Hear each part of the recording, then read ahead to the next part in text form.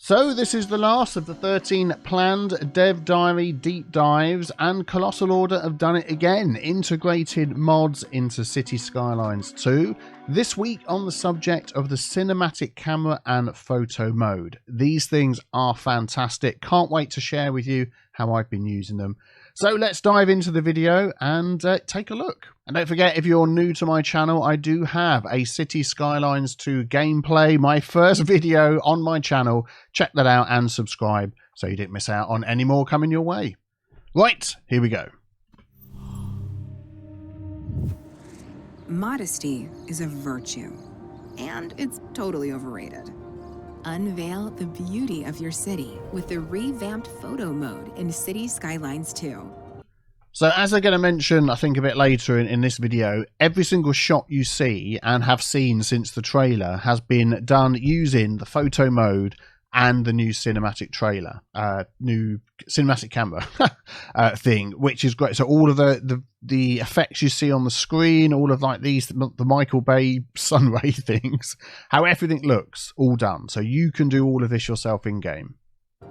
It's powerful, dynamic, and user-friendly. So there's almost no limit to how creative you can be when capturing the magnificence of your city and sharing it for all the world to see. And it is user-friendly once you understand how it works. It took all of us creators a little bit of time and a little bit of help, which we really appreciated from Paradox and Colossal Order. But yeah, once you've got the hang of it, which you'll see in the video, it isn't that complicated, then yeah, you can really make some amazing shots. And celebrate.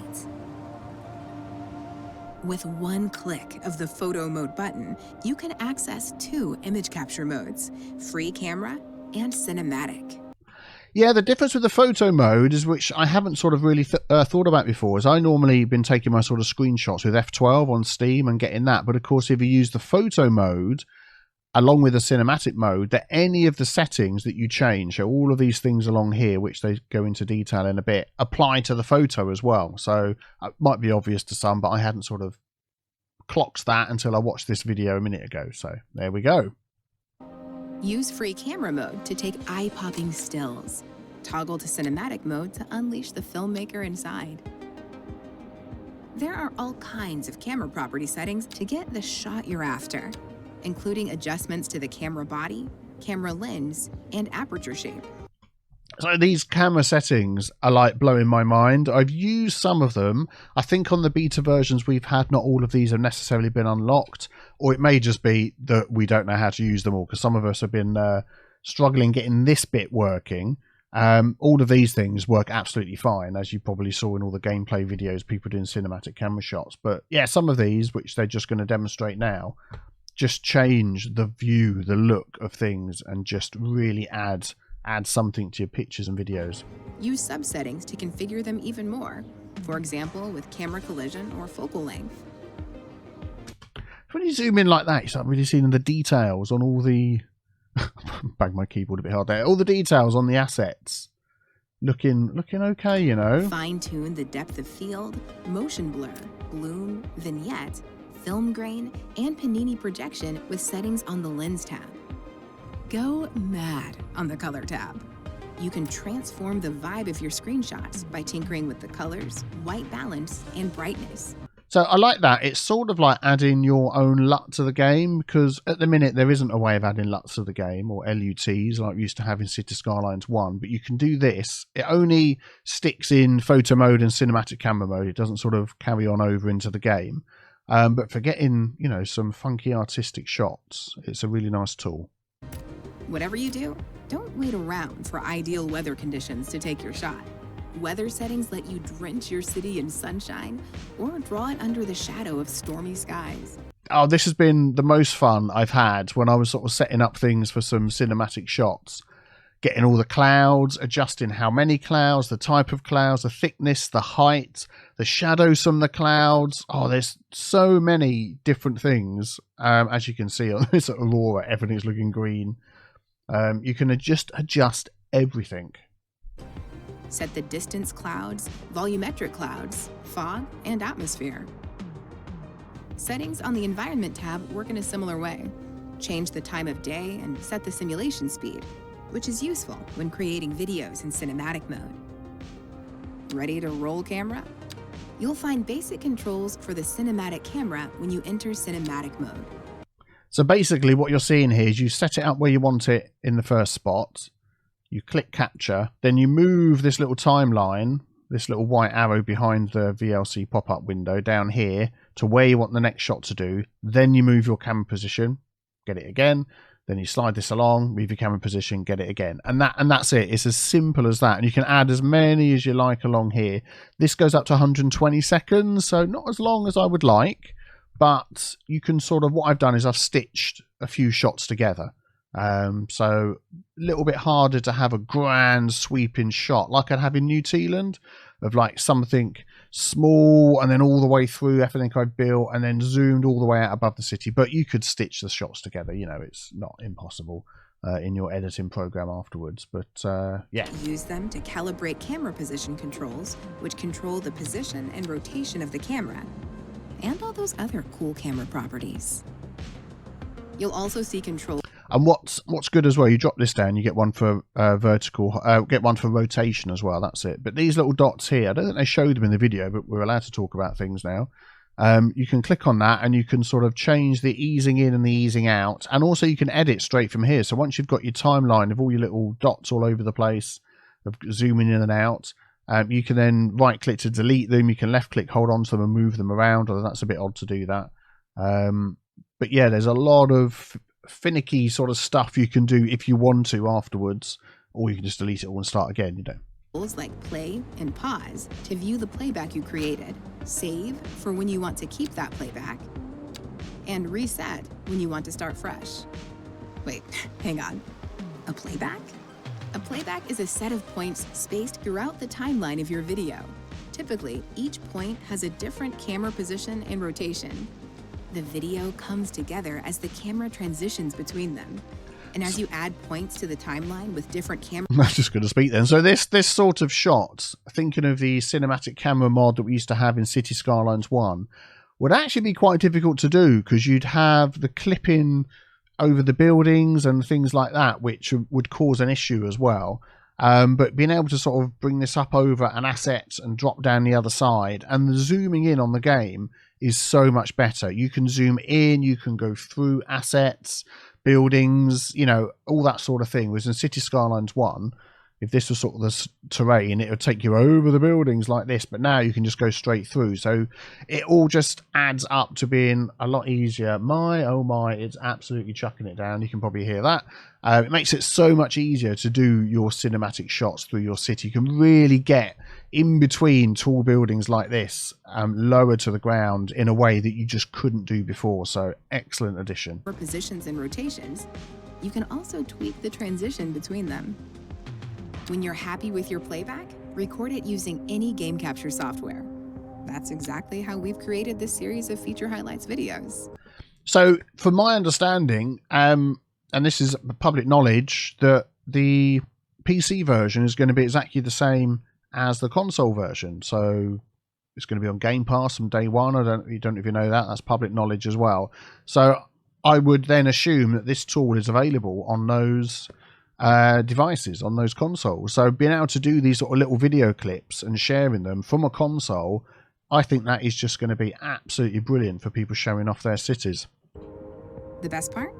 You can then share your videos with a global community of city builders who share your passion for testing the limits of what's possible. That's what I was thinking. Your city is unlike any other because it's yours. So go on. Show off a little. Look at that. Lovely. So let's wind back to Thursday and take a look at the Dev Diary sound and music. And I have to say, the music in Cities Skylines 2 is fantastic. We'll talk a little bit more about that as we go through. Hi, my name is Anna Suren. I'm a sound designer here at Colossal Order, and today we talk about sound and music.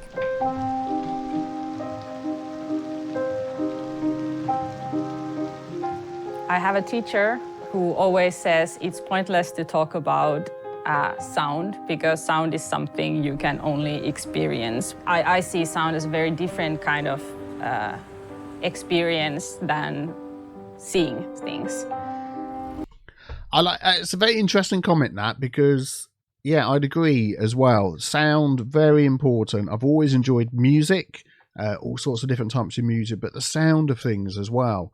Particularly if you're watching a film and you hear those really small details in the background that really make something. And in the games as well, Cities Skylines 2, the sound is incredible. It's not very often in my line of work where I get to actually just stop and listen to the game, because I'm always either really concentrating on what I'm doing or I'm talking over the top of what I'm doing. But definitely I would say stop and smell the roses in the auditory sense and really listen to what's going on in the game. Enjoy the sound. And the bunnies. Skylines 2, we have expanded many of the audio options to give the players more control over what kind of sounds they want to hear and at which volume level. Yep. So this is something you can adjust. I think we sort of expect that in the game, really, don't we? Try to expand what exactly is heard in your city. The city ambience consists of 3 layers depending on your camera height.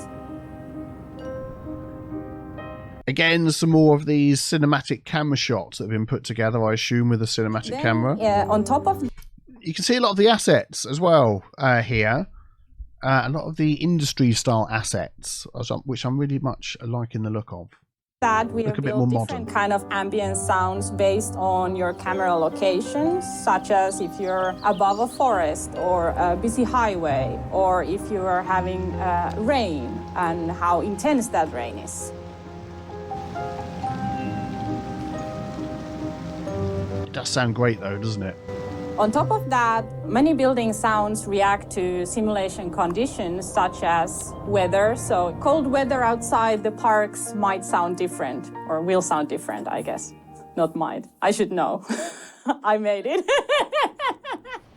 I think that's quite interesting that the weather affects things as well. So I've been through a city that's had snow and, no snow, or summer as we like to call it.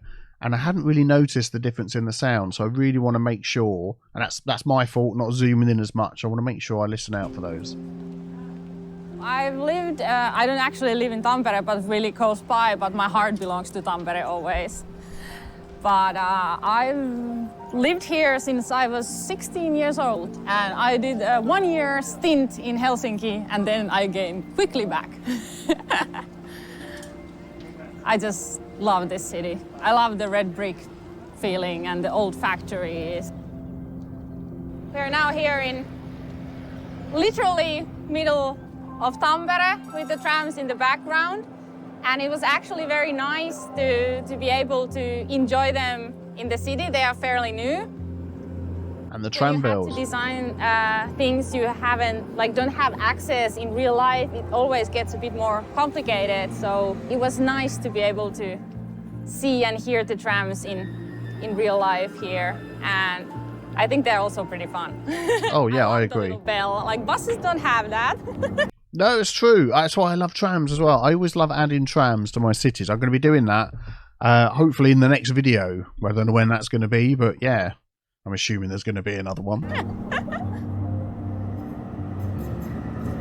I take inspiration everywhere around me, and especially since we are dealing with a city builder, so I pay a lot of attention to distant sounds. I find it easier to replicate sounds that you hear really close, but it gets a bit more difficult when you're hearing things that are really far away, but you still hear them, like traffic. How many different styles of buildings have you spotted in these live shots from Tampere, that I pronounce really badly, that have made it into assets in the game? There's been quite a few. You have an individual car, but when you are standing on a field and look at a highway from a distance, it sounds very different. So that's something I was really inspired by. So I actually took a lot of walks near roads and just listened to how the cars sounded from a distance rather than from really close by. And it's very interesting because you need to be able to recognize them as the same source, but it sounds different. look at that. That car's got a little trailer that he's dragging behind him. I don't think I've seen those before.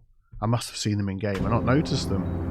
Like, for example, if you hover over a residential area, it sounds a bit different close by than when you like take the bird's eye view and it's mixed with wind and sounds like that. That's what I really like when I do my cinematic shots and I zoom out above the city, that sort of windy feeling like you're flying through the air. Making audio for Cities Skylines 2 gave me two big challenges: the number of audio sources and the transition between near and far sounds. The game recognizes the distance and number of audio sources. When a certain threshold is met, the simulation groups... Oh, I'm just looking at the airport that we've got going on here. Small airport terminal, get some attractiveness, you get some office efficiency, and we get a lot of cargo and stuff coming in and out. Look at all these items that are being stored down here. I've switched over from VLC because it was giving me problems. So you can have this little thing popping up at the bottom, I'm afraid. But yeah, lots of things being stored there. All the individual audio sources together and creates a group audio, which is then played instead of the individual audio sources. This airport is big, isn't it? To prevent the audio from becoming too cluttered, so you can actually still hear all the relevant and interesting things.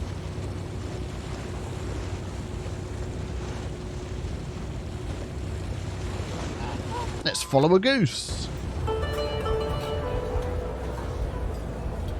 This is what I'm talking about the cinematic camera shot. I'm assuming that's what they've done here, or even with their own... Excuse me, even with their own mouse. Just getting this low in between the buildings without the camera automatically shooting you up in the air over the top of the assets is really cool. I like that. In game sounds is the transition between two locations. So if you are going from indoors to outdoors, how does it sound? How does it make you feel? Like you immediately get a different emotion when you switch locations. So I just had to do that, but in a much, much larger scale. We can just tell that she really loves her sound design, which is great. Oh, nice roundabouts there in the suburbs. That was one thing that really I wanted to highlight in Cities Skylines 2, because when you move from like a busy city center and you pan your camera out over the water or into like a serene forest, how does the soundscape actually like change? Those have always been the things that interest me the most. Anybody interested in the 10-hour ASMR City Skylines? Oh man, how many 120 second cinematic camera shots would it take to stitch together into a 10-hour video? Yeah, work that out and stick it in the comments below. The fact that the camera can move fast. Player can move the camera from one position from like a busy city center into like a quiet forest in a really short time. So how do you make it like so that the sound keeps up and sounds correct? That's something I also had to, with the help of programmers, of course, figure out. There are so many variables and moving parts, so I really had to pay attention that whatever player is focusing to listen on is always like elevated and clear. That was a humongous nuclear power plant. For me, the biggest like, oh wow moment was when we implemented the thunder, like the lightning strike sounds.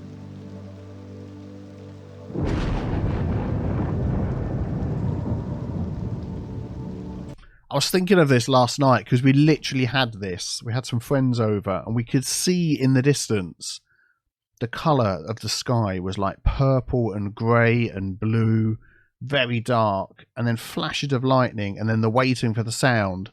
And when I saw it, it just made me think of this, that how this realism that's being added to every step of the game and this sound design as well is amazing. And they actually have a small delay, so when you see a lightning strike in the distance, the sound actually has to travel for a while before you can hear it.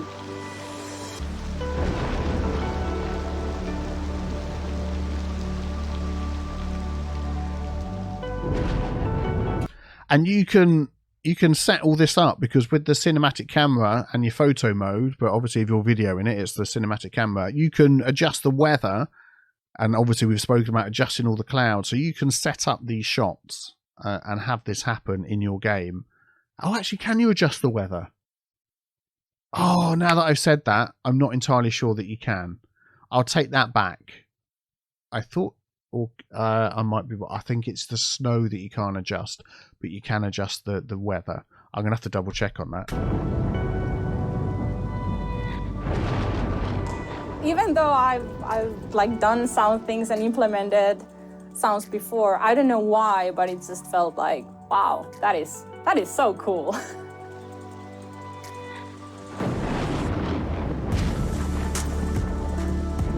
Definitely, I agree.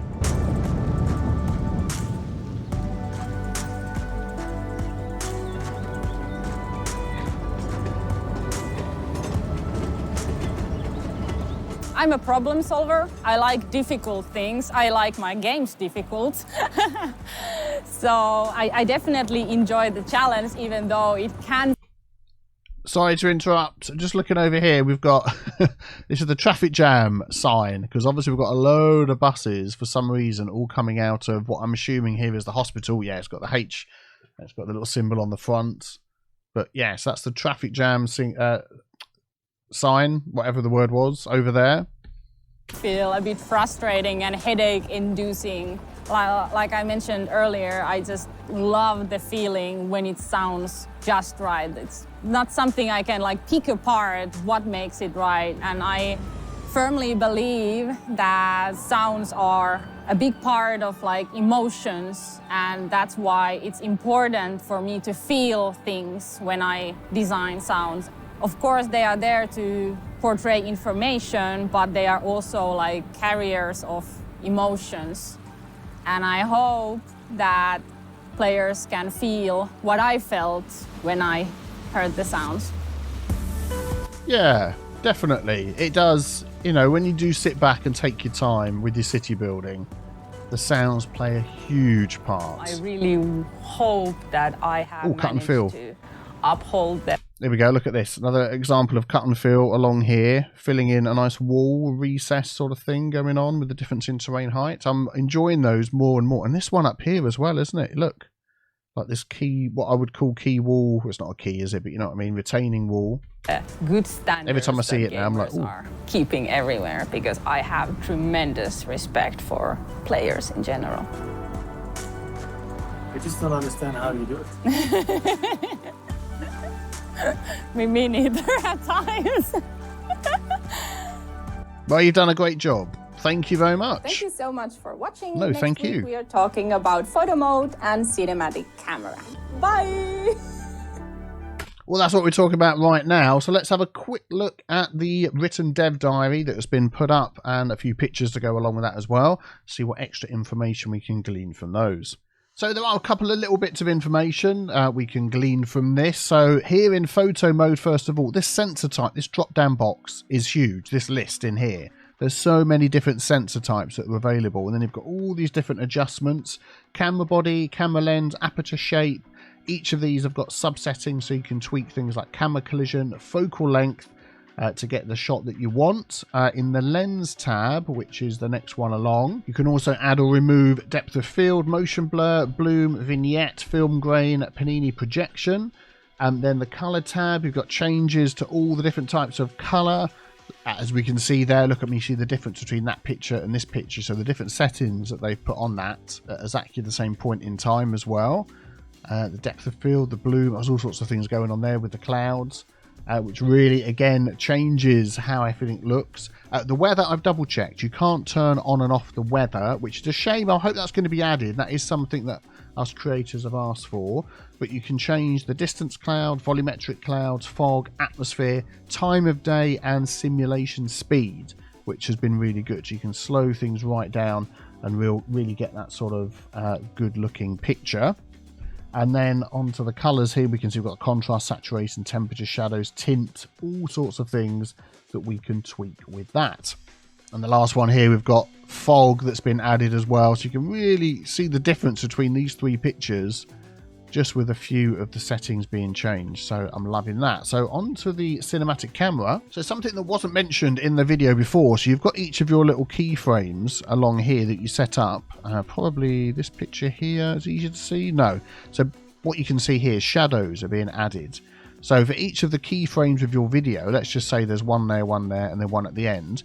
You can go into that and then add in any of these other settings. So you could have no shadows, and then right at the end have shadows. And then as it goes through the sweep through your city, it will transition from no shadows to shadows. And that is for time of day, for speed of the clip, for anything, for the way it looks, from color to black and white, anything you can think of. Cloudy, not cloudy, in and out the clouds build up in the middle, go down again. You know, anything you can imagine you can do with this, and you can adjust it.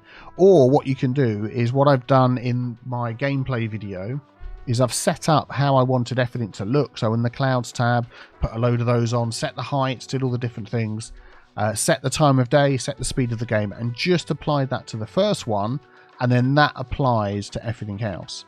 So this little drop down box here will contain all of these that you've added. So what you do is you tick them, you then adjust them. You can either type in the box at the end, or you can use a slider, which I don't know whether it shows you. I think it showed you in the video, didn't it? You can slide along here to adjust it, and then you do this, and it's the same as the capture key. It adds it to the list. And then this drop down box here will have all of these that you've added from any of these menus. So you can remove them, you can adjust them the same as you do with anything else. So such a very fine granular control for all of those. If you would like to see all of this stuff and more in action, then go and check out my gameplay video for Cities Skylines 2 on my channel if you haven't seen it already, and subscribe, because I'm sure within the next 6 weeks there is going to be more exciting news and information to come. Thank you for watching. Have a great day. I'll see you soon. Take care. Bye-bye.